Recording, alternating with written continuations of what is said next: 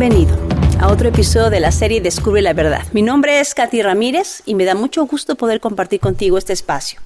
Y me emociona que puedas dedicar 20 minutos de tu semana a estudiar conmigo estos conceptos que son muy importantes de la Biblia. Te animo a que te suscribas a nuestro canal, que dejes tus comentarios y preguntas y que le des like a este video. Hoy vamos a responder a dos preguntas. ¿Qué significa bíblicamente arrepentimiento y qué significa gracia? Curiosamente, no podemos separar estos dos conceptos. La palabra arrepentirse puede comenzar a ser entendida por la palabra griega de la cual es traducida. Esta palabra es metanoeo en griego. La nueva concordancia griega del hombre nos dice que es un cambio de mente y corazón que se aleja del egocentrismo y del pecado y se acerca a Dios y a la santidad. La palabra que es comparable usada en el Antiguo Pacto es teshuvah. Esta palabra es generalmente traducida como regreso o ir hacia atrás. La raíz verbal es shuv en hebreo, que significa volver. Ahora, siguiendo la regla de hermenéutica que dice que la primera vez que se usa una palabra en la Biblia y esta explica el significado de esta palabra, encontramos que la primera vez que aparece en la Escritura es en Génesis. Así que te invito a leer Génesis 3. Y le dijo Dios así, y al hombre dijo, por cuanto obedeciste a la voz de tu mujer y comiste del árbol que te mandé diciendo, no comerás de él, maldita será la tierra por tu causa, con dolor comerás de ella todos los días de tu vida. Espinos y cardos te producirá y comerás plantas del campo con el sudor de tu rostro. Comerás el pan hasta que vuelvas, ahí está la palabra shub en hebreo, a la tierra porque de ella fuiste tomado, pues polvo eres y al polvo volverás. Otra vez tenemos ahí la palabra shub en hebreo. La palabra volver, usada 2 veces en estos versos, es la primera ocurrencia de la palabra que traducimos al español como arrepentirse. Esto está enlazado a la caída de Adán. El fundamento del arrepentimiento es volver al sitio de donde uno vino. Adán vino del polvo y allí es donde él, teshuvah, regresó. Así que la raíz de arrepentimiento es volver hacia algo. Es a lo que tenemos que regresar, lo cual es crítico. Ahora examina esto. ¿No es este el constante llanto de Dios por su pueblo? Mira cómo dice la Escritura. Por tanto, di a la casa de Israel, así dice Jehová el Señor, convertíos y volveos de vuestros ídolos y apartad vuestro rostro de todas vuestras abominaciones. Eso lo vas a encontrar en Ezequiel 14:6. Otro pasaje dice, diles pues, así ha dicho Jehová de los ejércitos, volveos a mí, dice Jehová de los ejércitos, y yo me volveré a vosotros, ha dicho Jehová de los ejércitos. Zacarías 1:3. Y en el Nuevo Testamento encontramos el mismo llamado. Desde entonces comenzó Jesús a predicar y a decir, arrepentíos, porque el reino de los cielos se ha acercado. Esto lo vas a encontrar en Mateo 4:17. En otro pasaje dice, diciendo, el tiempo se ha cumplido y el reino de Dios se ha acercado. Arrepentíos y creed en el Evangelio. Marcos 1:15. Finalmente, en el libro de Hechos dice, así que arrepentíos y convertíos para que sean borrados vuestros pecados, para que vengan de la presencia del Señor tiempos de refrigerio. Jesús contó una parábola en Lucas capítulo 15. Es la famosa historia del hijo pródigo. Esta parábola tiene tantas capas y tantos matices que en otra ocasión buscaremos la llave que la abre. En la profecía de Jeremías. Te dejo como tip que leas Jeremías 31. Pero por el momento solo nos vamos a enfocar en lo que significa este proceso de volver a Dios. Así que vamos a leer la historia del hijo pródigo. Dice así. También dijo, un hombre tenía 2 hijos, y el menor de ellos dijo a su padre, Padre, dame la parte de los bienes que me corresponde, y les repartió los bienes. No muchos días después, juntándolo todo, el hijo menor se fue lejos a una provincia apartada y allí desperdició sus bienes, viviendo perdidamente. Y cuando todo lo hubo malgastado, vino una gran hambre en aquella provincia y comenzó a faltarle. Y fue y se arrimó a uno de los ciudadanos de aquella tierra, el cual le envió a su hacienda para que apacentase cerdos. Y deseaba llenar su vientre con las algarrobas que comían los cerdos, pero nadie le daba. Y volviendo en sí dijo: ¿cuántos jornaleros en casa de mi padre tienen abundancia de pan y yo aquí perezco de hambre? Me levantaré e iré al padre y le diré: Padre, he pecado contra el cielo y contra ti. Ya no soy digno de ser llamado tu hijo. Hazme como a uno de tus jornaleros. Y levantándose, vino a su padre, y cuando aún estaba lejos, lo vio su padre y fue movido a misericordia y corrió y se echó sobre su cuello y le besó. Y el hijo le dijo: Padre, he pecado contra el cielo y contra ti, ya no soy digno de ser llamado tu hijo. Pero el padre dijo a sus siervos: sacad el mejor vestido y vestidle, y poned un anillo en su mano y calzado en sus pies, y traed el becerro gordo, y matadlo, y comamos y hagamos fiesta. Porque este hijo mío muerto era y ha revivido, se había perdido y es hallado, y comenzaron a regocijarse. Y su hijo mayor estaba en el campo, y cuando vino y llegó cerca de la casa, oyó la música y las danzas. Y llamando a uno de los criados le preguntó qué era aquello. Él le dijo: tu hermano ha venido, y tu padre ha hecho matar el becerro gordo, por haberle recibido bueno y sano. Entonces se enojó y no quería entrar. Salió por tanto su padre y le rogaba que entrase. Mas él respondiendo dijo al padre: he aquí, tantos años te sirvo, no habiéndote desobedecido jamás, y nunca me has dado ni un cabrito para gozarme con mis amigos. Pero cuando vino este tu hijo, que ha consumido tus bienes con rameras, has hecho matar para él el becerro gordo. Él entonces le dijo: hijo, tú siempre estás conmigo, y todas mis cosas son tuyas. Mas era necesario hacer fiesta y regocijarnos, porque este tu hermano era muerto y ha revivido, se había perdido y es hallado. El verdadero arrepentimiento incluye un proceso según la enseñanza del maestro en esta parábola. La primera cosa es volver en sí. Necesitas darte cuenta que tienes un problema. Después necesitas hacer un plan. Me voy a levantar, porque en casa de mi padre hay comida.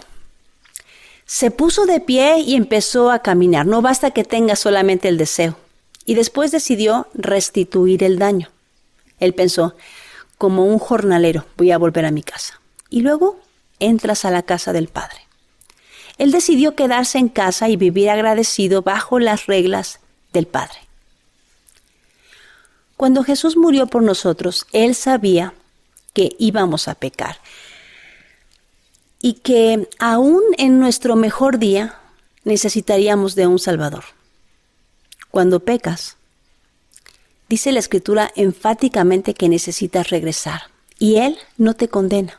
Lo que nos condena es no creer, así dice Juan 3:18, sino que nos llama a convicción. La condena dice: eres malo y pecador, vete. La convicción dice: necesito regresar con el Padre. Hemos sido llamados no a condenar a los hombres, sino a llamar a los pecadores al arrepentimiento.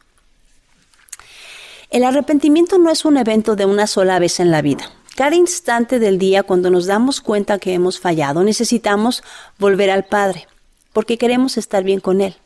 Mira cómo dice 1 de Juan 1:8-9. Si decimos que no tenemos pecado, nos engañamos a nosotros mismos y la verdad no está en nosotros.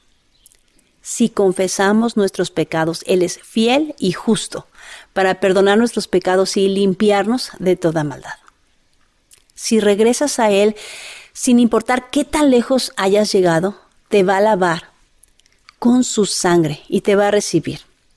El Padre envió a su Hijo para traerte de regreso a sus brazos, y cuando vuelves, Él dice que pone un anillo en tu dedo, te da las arras de tu herencia. Lee Efesios 1:14.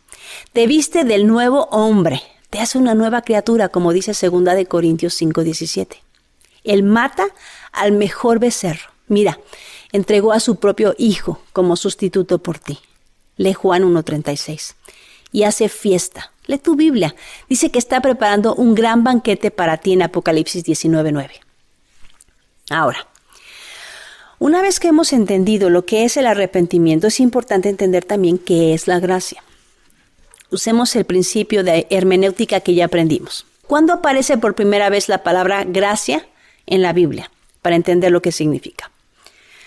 La palabra gracia aparece por primera vez en Génesis 6, versículo 8, en la historia de Noé, y dice así: pero Noé halló gracia ante los ojos de Jehová. El contexto de este pasaje es que los hombres se habían corrompido, se habían alejado de Dios de tal manera que llegó un punto que fue insoportable. Y dice así la Escritura: y vio Jehová que la maldad de los hombres era mucha en la tierra, y que todo designio de los pensamientos del corazón de ellos era de continuo solamente el mal. Pero un hombre, por cierto, Noé, su nombre significa consolación, fue el único que delante de los ojos de Dios era justo. Así dice. Estas son las generaciones de Noé. Noé, varón justo, era perfecto en sus generaciones, con Dios caminó Noé. ¿Qué significa ser justo? En hebreo se dice tzadik y significa derecho, recto. La raíz primaria de esta palabra significa ser derecho. En el Nuevo Testamento la palabra justicia es dikaiosune. Implica equidad. La raíz de esta palabra en griego es dike y significa lo mismo que en hebreo: derecho, recto o simplemente obedecer leyes divinas. Un justo es uno que anda derecho, viviendo con temor de Dios. Te doy un ejemplo en la Biblia. En 2 de Samuel 23:3 dice: el Dios de Israel ha dicho, me habló la roca de Israel. ¿Habrá un justo que gobierne entre los hombres, que gobierne en el temor de Dios? Así que Noé caminaba con Dios y era justo. Y este hombre halló gracia delante de los ojos de Dios. La definición más popular de gracia es favor no merecido. Y ciertamente esto es lo maravilloso de encontrarse con el Creador del universo, que después de este encuentro podemos recibir un regalo que no merecíamos. Gracia en hebreo se dice gen y significa concretamente bondad, favor, agradar, misericordia, algo precioso. Es de donde viene el nombre Hannah. Yo tengo una hija que se llama así. Y la raíz primaria es propiamente inclinarse, especialmente armar una tienda de campaña o carpa, generalmente para acampar. Entonces pon atención. La definición concreta de gracia es un campamento. Seguro ya te estás preguntando, ¿qué tiene que ver un campamento con la gracia? Bueno, piensa en esto. Tú y yo estábamos perdidos en nuestros delitos y pecados, ajenos a Dios, a sus pactos, a sus promesas, a su pueblo. Así dice Efesios 2. Estar sin Dios, dice la Escritura, es igual a estar en obscuridad, a estar muerto en vida, completamente perdido. Lee 1 de Juan 1, 5 al 10. Pero un día te encuentras con su gracia. En tu obscuridad miras a lo lejos su campamento. Su gracia es donde hay comida. Eso lo vas a encontrar en Juan 6, 33 al 35. Ahí hay familia, eso dice Efesios 2, donde está el Padre esperándote con los brazos abiertos, como dice Lucas 15, y decides caminar hacia donde está la vida. En arrepentimiento decides volver al refugio y entonces, a pesar de que habías estado lejos, ahora el Padre te invita a quedarte en su tienda. Te viste, te limpia, te pone un anillo y te ofrece el sacrificio más precioso para pagar tu deuda, como dice Romanos 5. Eso no lo merecíamos. Recibir la gracia de Dios es llegar a casa, pero no hay forma de recibir este regalo a menos que decidas volver.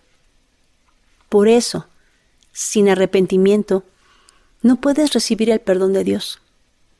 Si el hijo pródigo no se hubiera decidido a volver a casa, se hubiera perdido del banquete. No basta saber que el Padre te espera. Es necesario que tomes una decisión, que reconozcas que sin Dios estás perdido y destinado a morir.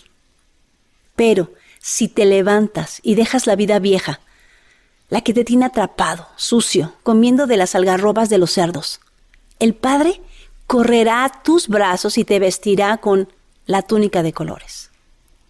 La gracia es una oportunidad de volver a Dios. Lee tu Biblia en Efesios 2, del 8 al 10. Para vivir de acuerdo al plan original que tenía Dios, decidió darte una oportunidad de volver. Ahora tenemos un problema. La hipergracia es una doctrina que se está metiendo en la iglesia moderna. Y dice que como ya estás bajo la gracia y no bajo la ley, entonces puedes pecar y no importa. Pero, ¿cómo es esto posible cuando el resto de la Escritura nos llama a volver a Dios? Quien entiende que ha sido recibido de nuevo a la familia de Dios, en gratitud, en amor, no para salvación, decide vivir de acuerdo a las instrucciones de Dios. Noé escuchó a Dios. Noé caminó con Dios. Cuando Dios le pidió que hiciera un barco de dimensiones gigantescas, simplemente tomó sus herramientas y se puso a hacer el trabajo. Noé halló gracia y obedeció a Dios. Es el mismo caso del padre de la fe, Abraham, que halló gracia delante de Dios. Abraham escuchó su voz y obedeció cuando le pidió que dejara todo y fuera a un lugar que no conocía. Esta es la historia del hijo pródigo. Este hijo menor, que había desperdiciado todo, dejó la vida vieja y regresó a casa para vivir bajo las reglas de la casa. No merecía nada. Y hasta con banquete lo recibió el padre. ¿Podrías volver con los cerdos cuando te invitan a sentarte a la mesa del banquete? Eso es fe, y el regalo es la gracia. Si has decidido seguir a Cristo, hacerlo tu Señor, si has decidido dejar la vida vieja y volverte a Dios, entonces has recibido su gracia, el regalo maravilloso del perdón de tus pecados y tu deuda, que ha sido cancelada.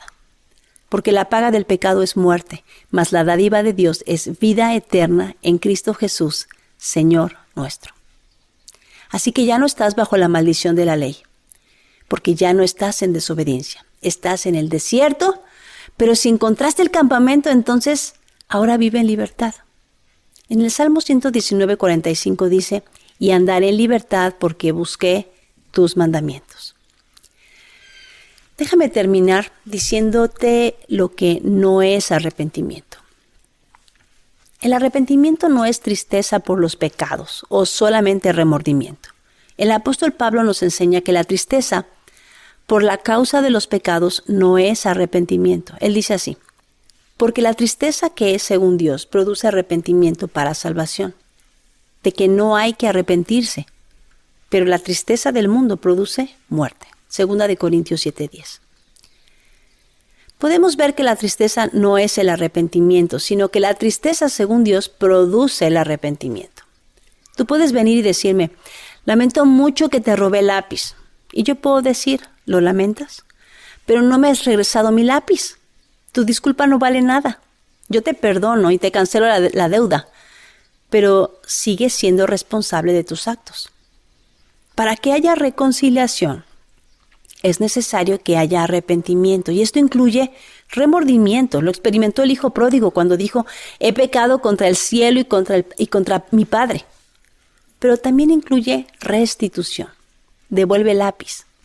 El hijo pródigo sabía que no merecía ser llamado hijo, así que estaba dispuesto a convertirse en siervo, en esclavo. Dios decidió cancelarnos nuestra deuda en la cruz del Calvario, pero para poder recibir el beneficio de su perdón es necesario volvernos a Dios. Esto implica creer y vivir de acuerdo a las reglas de su casa.